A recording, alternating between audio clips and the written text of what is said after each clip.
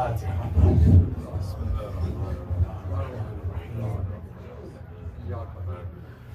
الرحمن الرحيم مالك يوم الدين. اهدنا الصراط المستقيم صراط الذين أنعمت عليهم غير المغضوب عليهم ولا الضالين. أعوذ بالله من الشيطان الرجيم.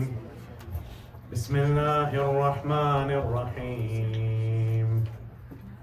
الحمد لله رب العالمين بارئ الخلائق أجمعين باعث الأنبياء والمرسلين ثم الصلاة والسلام على أشرف الأنبياء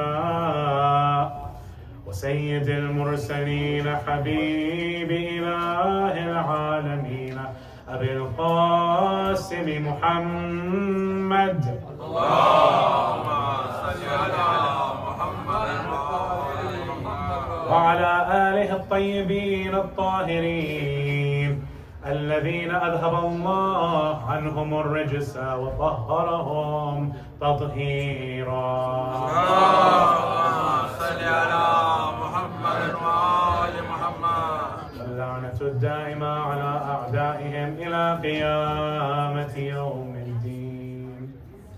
أما بعد، يقول الله في محكم كتابه وقرآنه المجيد وقوله الحق. أعوذ بالله من الشيطان الرجيم. بسم الله الرحمن الرحيم. وإذ قال يوسف لأبيه يا أبت إني رأيت 11 كوكبا والشمس والقمر رأيتهم لي ساجدين. آمنا بالله صدق الله العلي العظيم. أفلحنا صلى على محمد وآل محمد.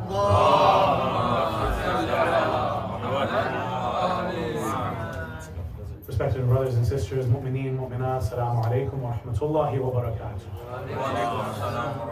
As'adullahu ayyamakum, and of course, first and foremost, to the Imam of our time, Sahib al-Asri wa Zaman.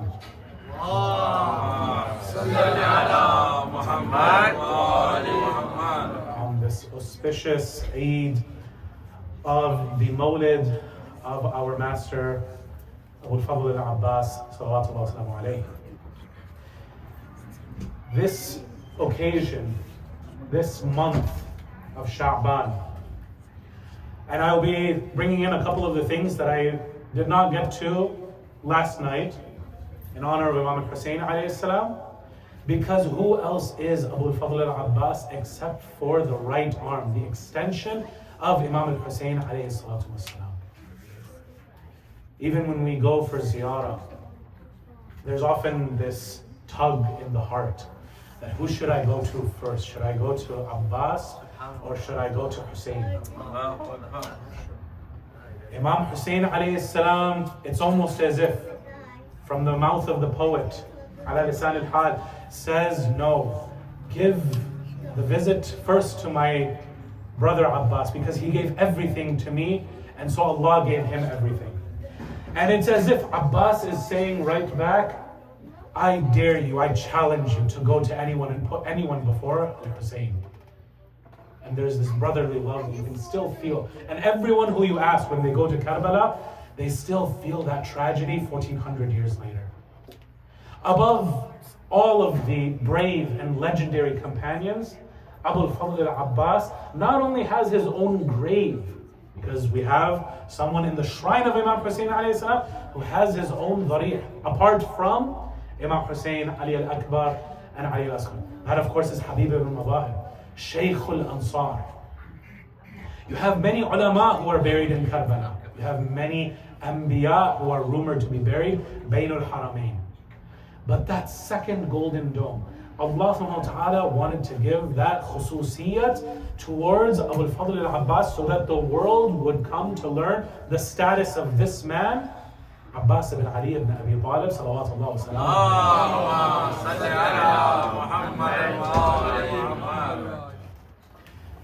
The ayah, the respected ayah that I recited and your respected ears received was from Surah Yusuf, where Yusuf is telling his father, Ya abati, inni ra'aytu ahada ashara kawkaban wash-shamsa wal-qamara ra'aytuhum li sajidin. He says, I have seen, definitely in my dream, 11 planets. And I have seen the sun and the moon. I have seen them doing sujood to me. When we go to the different mufassirin of the Quran, there's a lot of ikhtilaf on this ayah. Not necessarily on who exactly it is, although that also will come up. The 11 planets, that's very clear that that is the 11 brothers of Yusuf alayhi salam, the sons of Yaqub. When we, however, get to the Shams and the Qamar, here we find a little bit of ikhtilaf amongst the mufassirin. Some say that, well, naturally, the sun is stronger. The sun is more powerful. The moon gets its light from the sun, even in the Quran. Therefore, it makes sense for the son to be who? From the parents, Yaqub, or the mother, Yaqub. Others, however, will point to the grammar. And they say that in Arabic grammar, Shams is muthanna, it's female. Right? And so, it makes sense for the Qamar to be the Prophet Yaqub. What do the Ahlul Bayt say? We have, of course, our respected mufassirin. For example, Sheikh al-Tabrasi, ala maqama, in Majma' al-Bayan, he quotes from Imam al-Baqir alayhi salatu wasalam. He says that this dream is talking about one day Yusuf will have hukuma over Misr. Yes? And he will rule over Misr. And one day the brothers will be reunited in Misr. And the parents will be reunited in Misr too. Now before I get to the part of the hadith where Imam al-Baqir alayhi salam tells us who the Shams and the Qamar are, let me also bring you into one of the other scholarly debates. Alaykum as-salam wa rahmatullah. He said that the scholars say that the sun or the moon, whichever one is the mother, is this actually the biological mother of Yusuf, or is this the aunt? Why? Because there are some biblical as well as hadith sources that show that Rachel in the Bible did not survive childbirth after giving birth to Binyamin. And for those of you who have watched the Musalsal, the series of Yusuf al-Payyambar, right? The Yuzar Sif Iranian series, yes? They show this version of the hadith events where Rahil dies giving birth to Binyamin, the second of her sons. So if this is the aunt, then it would make sense because in Arabic, the can be the mother's sister. Just like how in the Quran, in old times in Arabic, who is also known as the ab, not just the father, but also the father's brother, the chacha, the uncle, the amma. This person would also be called the father. Otherwise, how else do we explain that in the ziyaras we read about Imam Hussein alayhi salam, ashhadu annaka kunta fil aslab shabikha wal arham al mutahhara lam tunajjiska al jahiliyatu bi an jasiha. So when we say this, well, one of the ancestors of Imam Hussein alayhi salam is Ibrahim. If Ibrahim's father, the person who he is calling Ab in the Quran, is his biological father, Azhar, then we have a huge problem. Because Azhar is known in the Quran to be what? Not just someone who worships idols, he makes the idols. So how can this person be in the lineage of Imam al-Hussein? So it doesn't make sense. Rather, we see in the Bible as well as in the Hadith that the father of Ibrahim, the walid of Ibrahim, his name is Tarach. The uncle, the brother of Tarach, the uncle of Ibrahim is Azar. So, a few generations later, right, because Ibrahim's son is Ishaq. Ishaq's son is Yaqub. Yaqub's son is Yusuf. And so in that same time era, Yusuf's mother could be potentially the aunt. And this is the opinion of some of our respected scholars, such as Allama Tabatabai in his Tafsir fi, or Mizan fi Tafsir al-Quran. What do we see, however, from Majma' al-Bayan? Because this also is a large scholar, and this hadith does exist. Now, whatever Allama Tabatabai's reasons are for not accepting this, right? Maybe he saw a problem in the chain. However, the hadith still exists. And this is the hadith that we just started a few minutes ago from Imam al-Baqir. And the Imam says that the Shams and the Qamar are the mother and the father. And he names the mother as Rahil. And therefore, the last of the heavenly objects in this dream is the moon, meaning that the moon is Yaqub.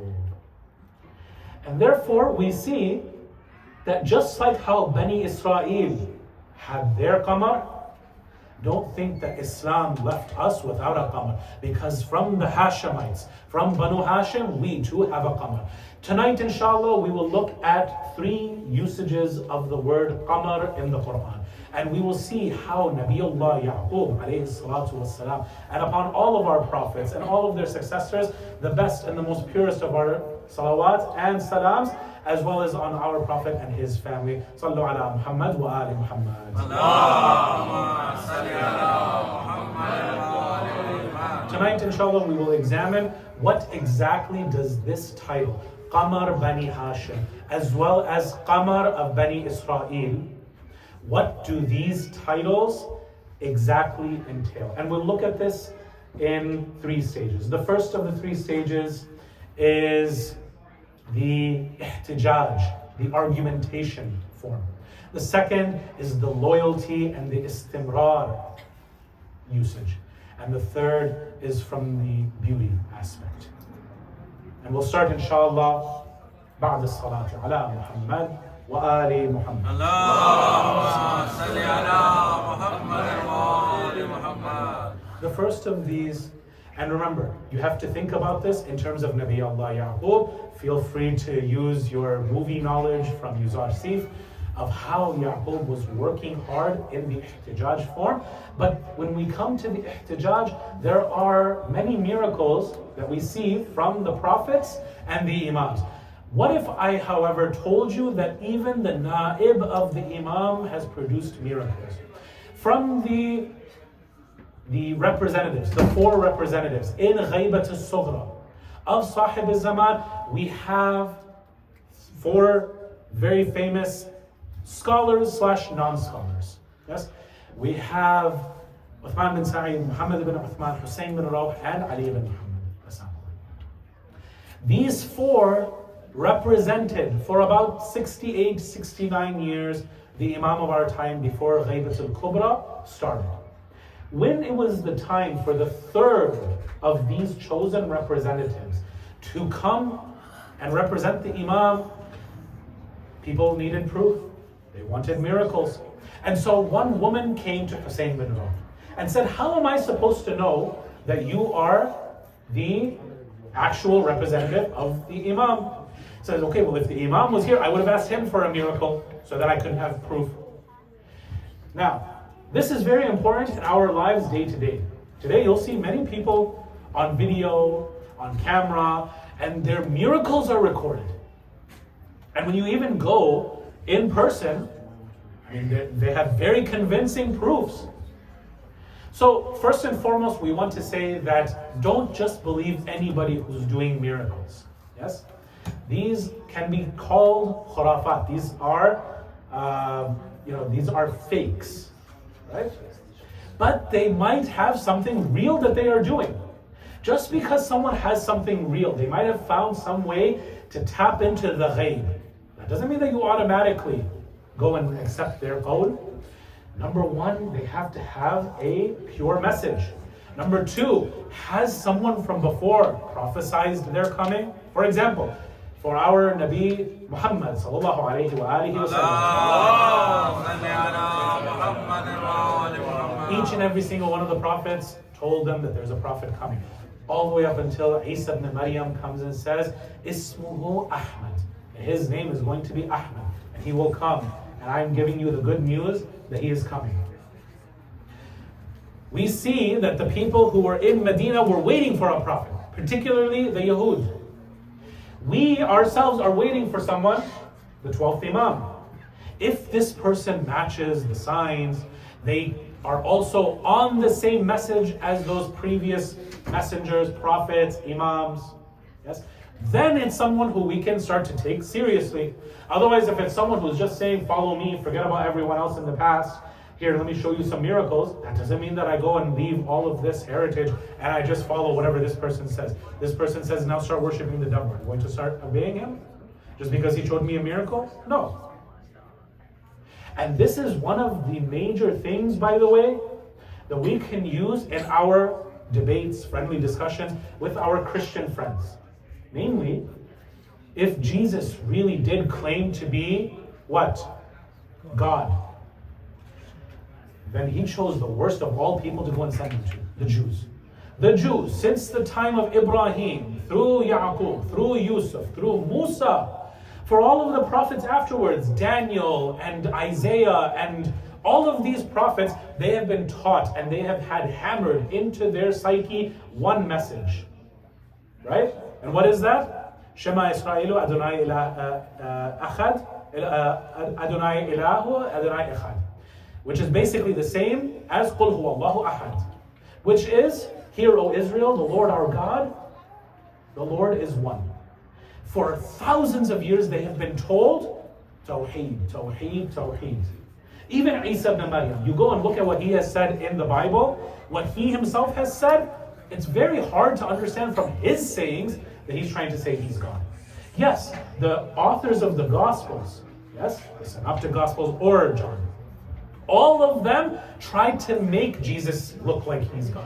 But that doesn't matter to us. All of these come from the year 70 AD, 80 AD, 95 AD, 110 AD. Paul himself writes in 50 AD, meaning all of these guys are very easily influenced by Paul. So all of them have an agenda. But did any of these previous prophets give us a hint of the Trinity? No.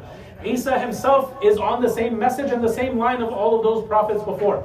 But what is the change in the direction is what the later church fathers, starting of course with Paul himself, started introducing into the churches. This is why there were so many different churches until finally you have the Council of Nicaea as well as others that went and started introducing, well, now we have to bring in the Holy Spirit as well. All of these things came centuries later. But what did Isa himself go and say? He said, if I go, he will come. That comforter, the spirit of truth, he will come. He will say this.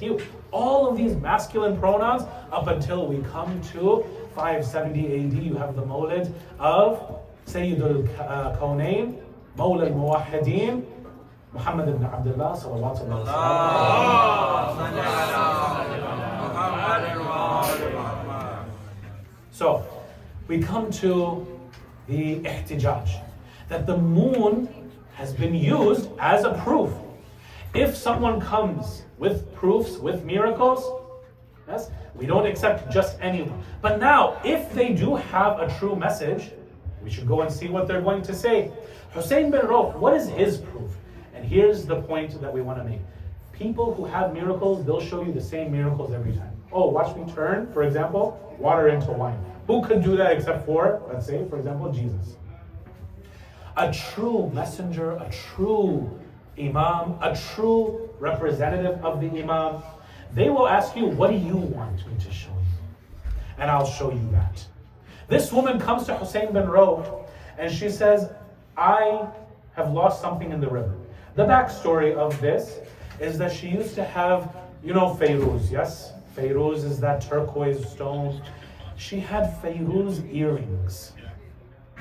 She took off her earrings, took off her necklace, took off her ring, threw it all into the river. Comes to Hussein bin Rauf. Says, I lost something in the river. What is it? He says, you used to have some Fayruz earrings, didn't you?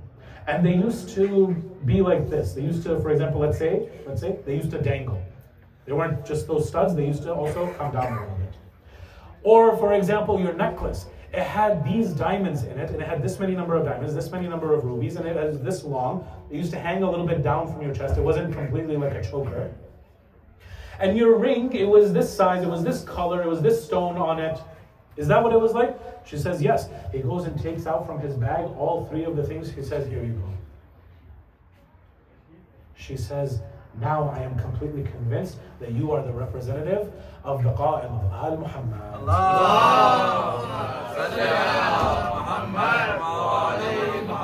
Brothers and sisters, if you don't mind, especially the brothers, if you don't mind standing up and coming a little bit closer. We have a lot of room over here, and there are many people who are still coming in. Sallu ala Muhammad wa ali Muhammad.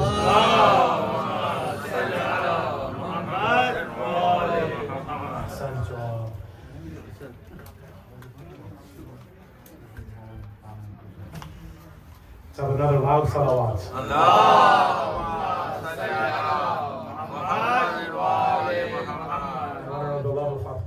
Another third louder salawat.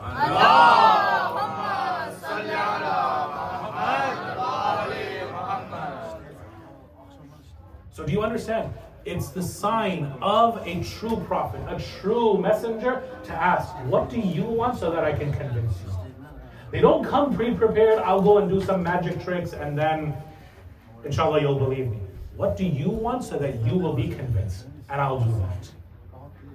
Similarly, when we come to our Prophet, Muhammad ibn Abdullah, he says to the Quraysh, what would it take for you to believe? Now there are many miracles of Rasulullah, there are many different things that he did, even not as miracles to prove his prophethood. Right? But there is one that they asked for. They said, okay, if you can do this, we will believe. Okay, what is that? It says, see that moon up there? And the moon is what night? It's the night of the 14th. Laylatul Badr. Right? It says, see that moon up there? If you can go and split it and put this half over here, let's say on top of this mountain. Let's say there's a mountain over here. For any of you who have been to Mecca, there's no shortage of mountains, okay? Put that over here above this mountain, put this half here above this mountain. If you can do that in the exact position that we just pointed to, we'll believe. Rasulullah comes to them and he says, each and every single one of them, if I do this, you will believe. If I do this, you will believe. If I do this, you will believe. They all say, yeah, we will believe. He says, okay.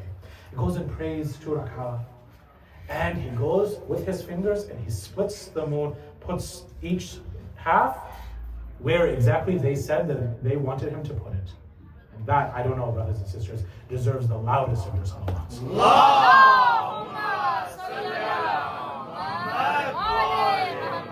He then comes to each and every single one of them. It says, bear witness. Look, do you see it over there? Is it yes or no over there? They say, yes, it is. Will you then accept Islam? We'll wait until someone from outside of the town. Maybe you've gone and bewitched us. We'll go and wait for someone else to go and confirm this miracle. We'll wait for, someone who's a traveler to come. Even the travelers went and also said, did you guys see that thing with the moon? That was crazy. Right? And they're like, we didn't even have to go and ask them. They were telling us about it. But of course, did those people convert? No, because these guys had a different problem. They didn't have a conviction problem. They had other problems. But that's for a different time. One, therefore, of the usages of the moon, even in the Quran, is for the use of ihtijaj. To use it as a proof. As a hujjatan qati'ah. Yes? Brothers, if we can have some silence, that would be very much appreciated. Sallu ala Muhammad wa ali Muhammad.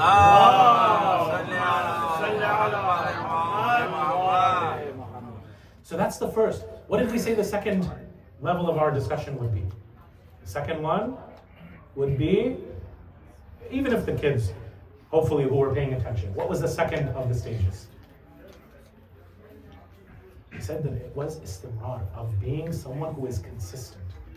For example, in the Quran, we see that Allah Ta'ala says that the sun and the moon, since they have been created, are always doing the same exact rotation, always at work. Meaning, is there ever a month where you see, the sun said, you know what, this month I'm going to work from home. Or that the moon said, you know what, this Fir'aun, I'll only go and shine for Musa. No. Everyone equally gets sunlight, everyone equally gets moonlight. Therefore, from that, brothers and sisters, we can understand that not just Yaqub alayhi salam, he was someone who benefited his family. He was also someone who benefited mankind. Abu Fadl al-Abbas, he wasn't just someone who was loyal to Imam al-Hussein alayhi salam. He was someone who had manfa'at for all of mankind. This is something that we need to learn if we're going to take last night's lecture seriously, that this creation, Imam al-Hussein alayhi salam, and the Imam Hussein of our time is who? صاحب العصر والزمان.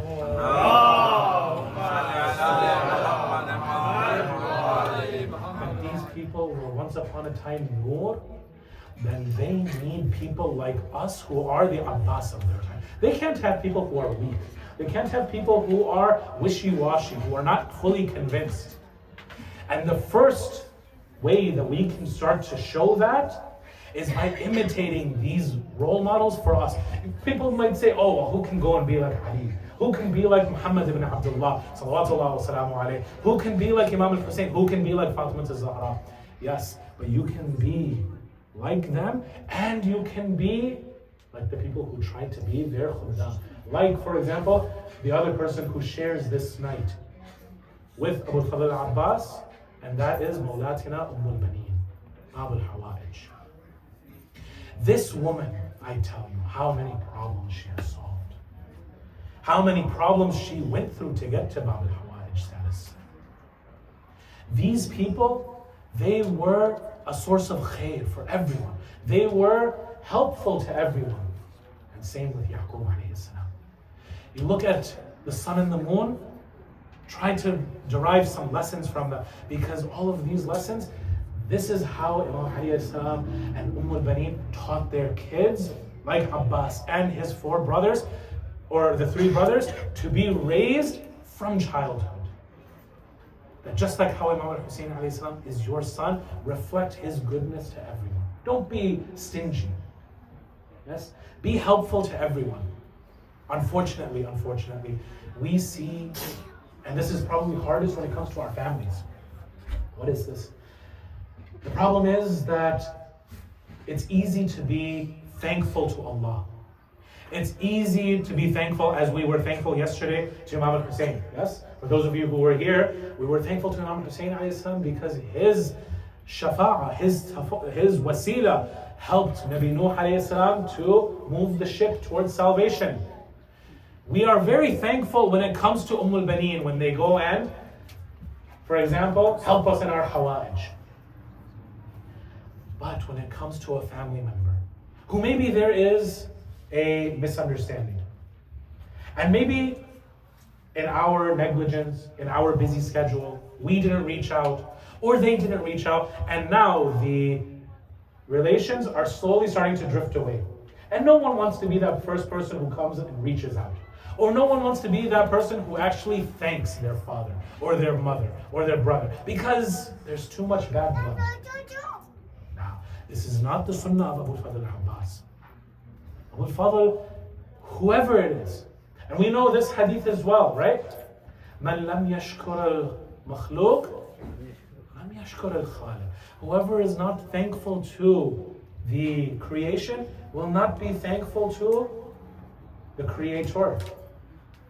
This is something that we see Abu Fadl al-Abbas not just paying lip service to, it's something that he implements in his life. This is something that we see the second usage of, or the second job in the Quran of the moon. The third, and we'll see if we have time, I might include a fourth as well. We'll see how we do on time. The third is the beauty aspect of the moon. In Arabic, there are many different poetic ways to go and say it's as if this person's face was like a full moon. Then we come to Mawlatina Fatima al-Zahra, salawatullah wa salamu.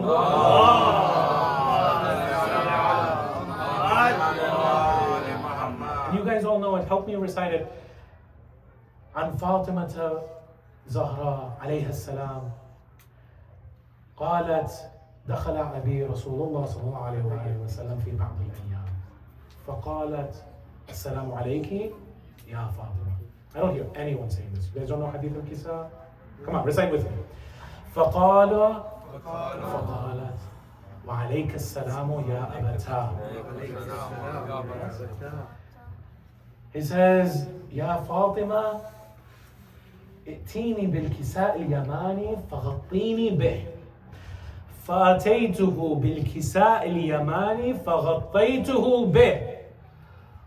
وصرت أنظر إليه وإذا وجهه يتلألأ كأنه البدر في ليلة تمامه وكماله.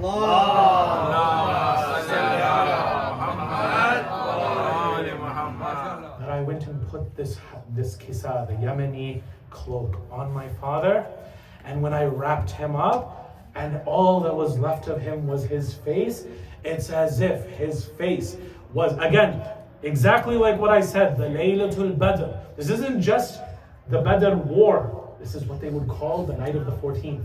When it's about to be the 15th, that full, perfect moon right in the middle of the Ayyam al-Bid.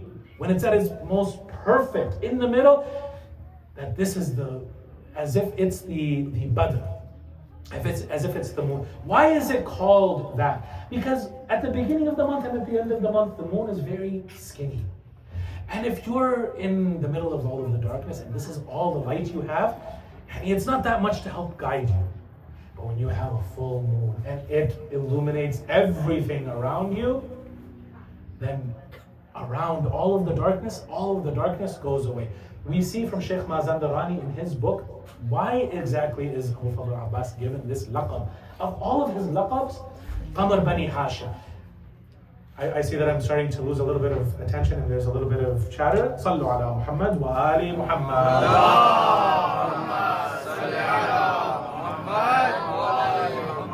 We have some space, brothers. If the brothers who are sitting in the back, make room for those who are just coming in. Come a little bit closer to the front. There's no problem. Right? Sallu ala Muhammad wa ali Muhammad.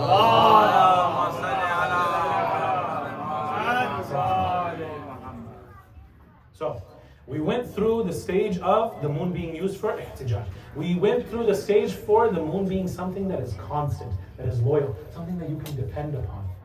Yes? And something that benefits all.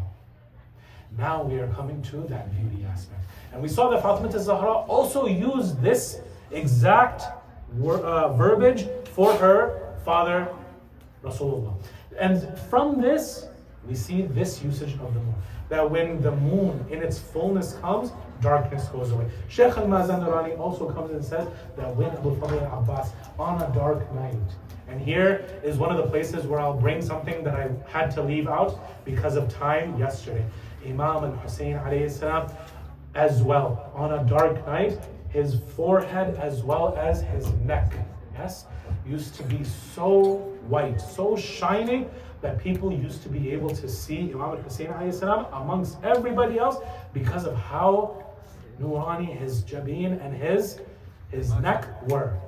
And similarly with Abu Fadl Abbas. One of the reasons why he is called Qamar Bani Hashim is because physically, if he was walking in the streets of Medina, his face used to light up the surroundings so much that it's almost as if there was no darkness around him.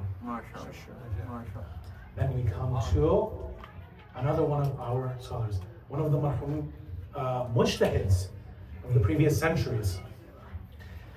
And he says in his book that the reason why the people of Medina gave him the name Qamar Bani Hashim comes from a different hadith from Rasulullah sallallahu alayhi wa alihi wa sallam.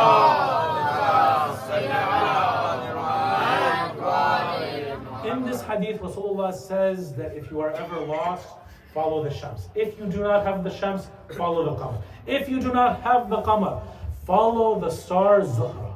If you do not have the Zuhra, then follow these two stars called the Faqadan, I believe the Arabic term is, right?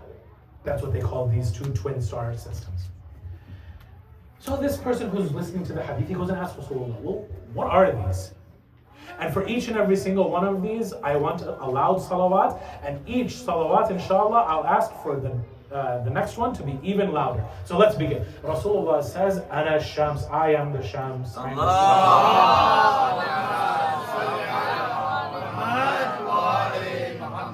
Then if you do not find the Shams, then go to the Qamar. Who is the Qamar? Ali ibn Abi Talib.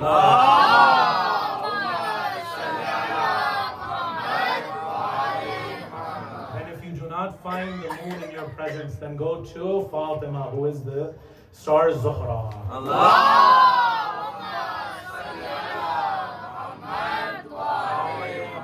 For this one, I'm going to ask for your loudest of all the salawat. He says the last one. If you don't find any of these, then go to these two stars, Al-Hasan wal Hussein.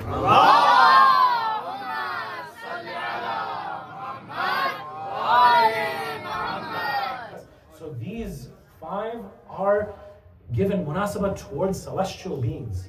Yes?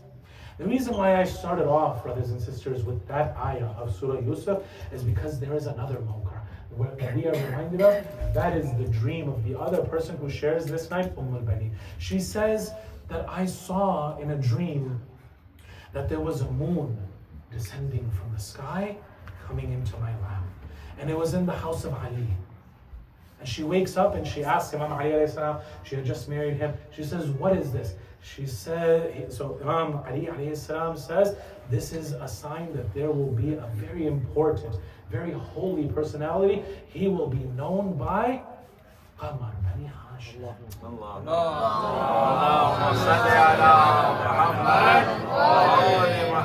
Just as I was the moon to Rasulullah's son, he will be the moon to Imam al-Husayn's son. And he will rotate around him, always be serving him and always being at his service.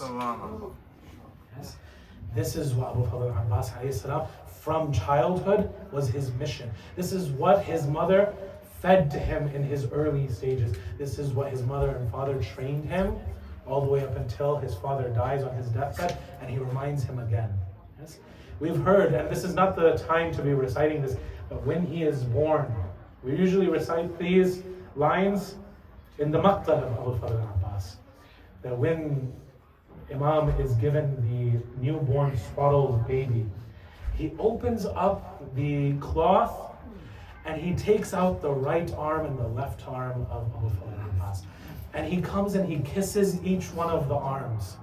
And al-Baneen asks, Amir al-Mu'mineen, is there anything wrong with the arms of my Abbas? He says, no.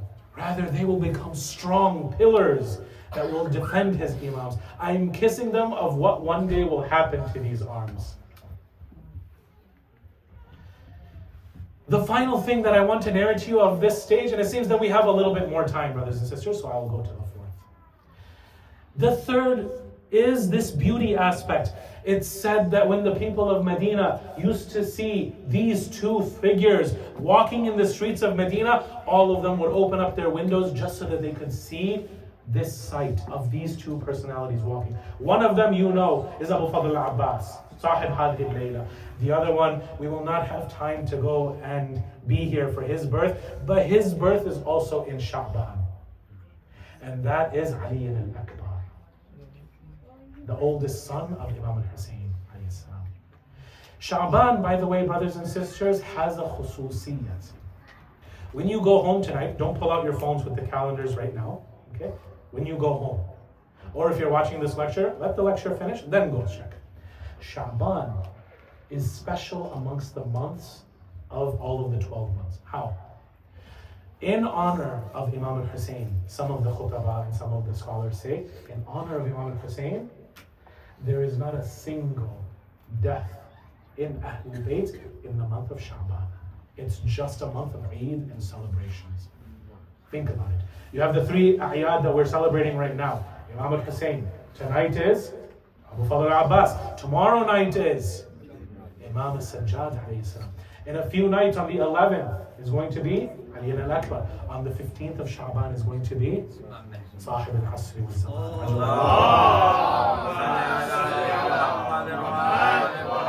There's not a single death in this whole month out of respect for that huge sacrifice that will come with Imam al-Hussein. When Imam Hussein alayhi salam is born, just celebration.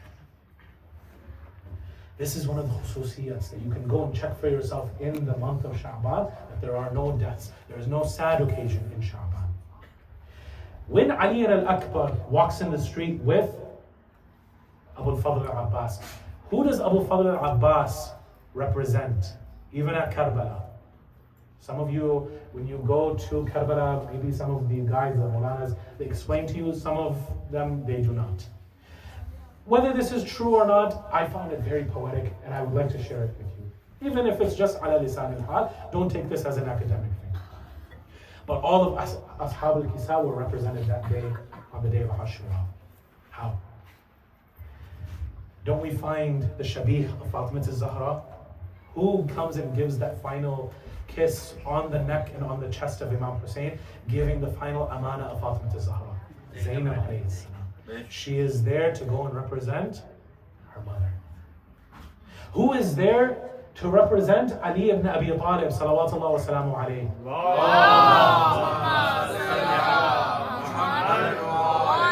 Who is there to represent him? Abbas ibn Ali. Yes? The son of Amir al-Mu'mineen. The one who Imam Ali alayhi salam brought into Siffin, and when he fought and he had the niqab over his face, Muawiyah said, "Okay, Ali, why are you trying to show off?" Imam Ali alayhi salam said from behind, "Show them your face." When he showed them the face, he said, "Who are you? Introduce yourself." He said, "Ana Qamar Bani Hashim."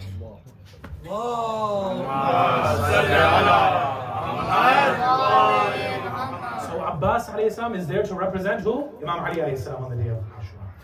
Who is there to represent? So we have 2 out of the 5, yes? Fatima al-Zahra and Imam Ali alayhi salam.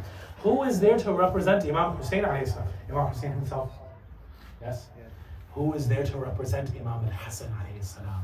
Qasim ibn al-Hassan. Qasim ibn al-Hassan is there to represent Imam al-Hassan. And even when he is asking in those final moments, Ammu, please give me that ijazah so that I can go and fight on your behalf. My mother has raised me so that I can defend you. What does he say? I remember my brother Hassan when I look at you. How can I send the last remaining thing that reminds me of my brother, my Imam, Imam al-Hassan alayhi salam? How can I send you? That leaves us with Rasulullah sallallahu alayhi wa sallam, who is there to represent in face and in akhlaq, khulqan wa khalqan. Who is there to represent Rasulullah? Ali al-Akbar. Sallu ala Muhammad wa ala.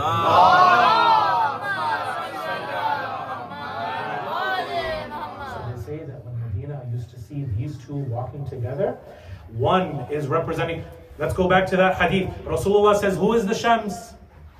Rasulullah is the Shams. Who is the Qamar?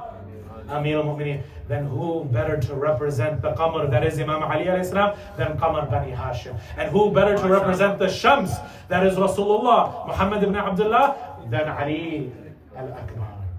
When these two walk, it's almost as if people are reminded of Rasulullah and Imam Ali alayhi salam walking, as if the sun and the moon are taking away all of the darkness. In such dark times, where you have people like Muawiyah, and you have Yazid, and you have people like Ibn Marjana, and you have all of these people, you still have suns and moons like this. Of course, all of Banu Hashim, kulluhum aqmar, but these two, they are the qamar of the qamars of Bani Hashim. Salawatullah wa salamu alayhi.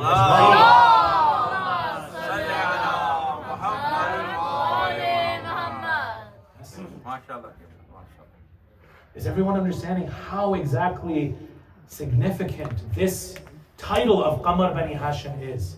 Of all of these three, do you see how Prophet Yaqub alayhi salam himself, in beauty, yes, his son of course is rumored to be the most beautiful of all. Not probably more beautiful than Muhammad and Ali Muhammad, but for his time at least, Yusuf's beauty is legendary. Then we come to the manfa'at lin-nas, right? Their helpfulness to all of mankind. Yusuf alayhi salam, does he become stingy? And how can we tell the successfulness of a father? Through his sons. This is why when we talk about Abu Talib, we say, look at Talib, was he a Muslim? Yes. Look at Ja'far, was he a Muslim? Yes. Look at Aqil, was he a Muslim? Yes. Look at Ali ibn Abi Talib, is he a Muslim? Forget about Muslim, he is the Amir of the Mu'mineen.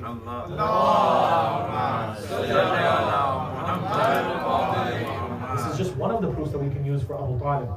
Then look at Yaqub alayhi salam when his son is in prison. When the non-Muslims are asking, can you just help us with dreams? Can you help us with, organizing the prison? Yes, as we see in the Yuzar series, Yusuf is a help wherever he goes. He is, as Isa alayhi salam says, وَجَعَلَنِي مُبَارَكًا أَيْنَمَا كُنْتُ. He has made me blessed wherever I step foot. هكذا أبو الفضل Abbas. This is exactly how Abu Fadl Abbas was.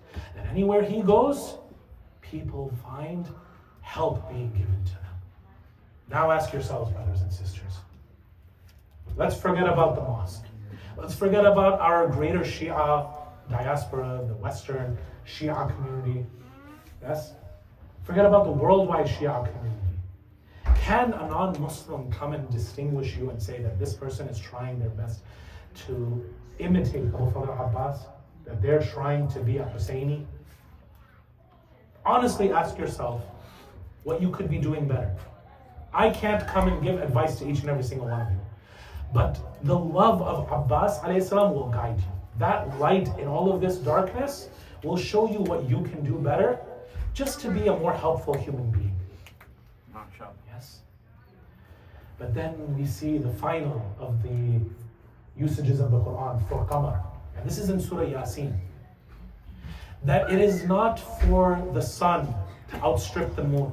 الشمس ينبغي أن تدرك سابق الليل والنهار وكل في فلك يسبحون. That the sun does not come at the time of the moon does not come at the time of the sun. If the sun, therefore, are these suns, as we read in Dua Nudba, yes? أين الشموس الطالعة. Also we call them أين الأقمار المنيرة. But if they are the suns and they have their job, then our job is to come and take lessons from Abu Fadl Abbas and be the moons that will shine their light when they're not here and shine their light even when they are here. Sallu ala Muhammad wa ala.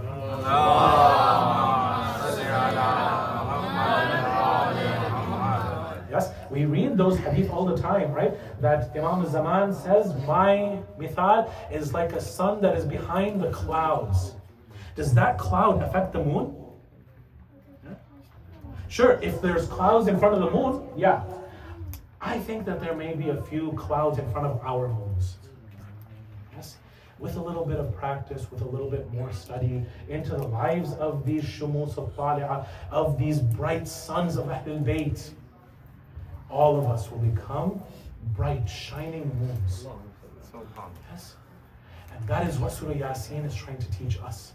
Yes, there is the sun and the moon level of Rasulullah and Imam Ali alayhi salam. But what about at the level of Imam Hussein? Doesn't he need helpers?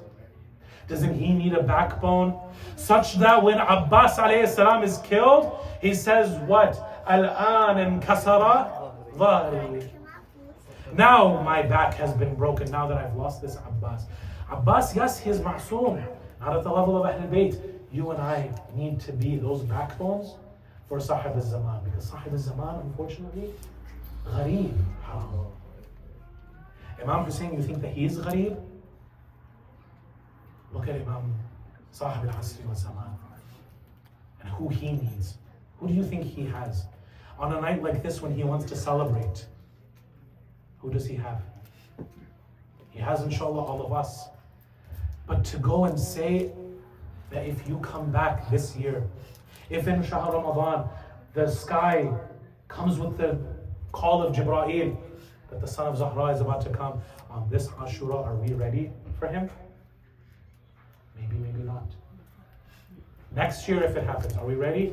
Maybe, maybe not. Some of us have dunya as our goalpost. Some of us have our families as our goalpost. We've completely forgotten there's clouds in front of our faces, that there is an Imam who's still alive and waiting for us.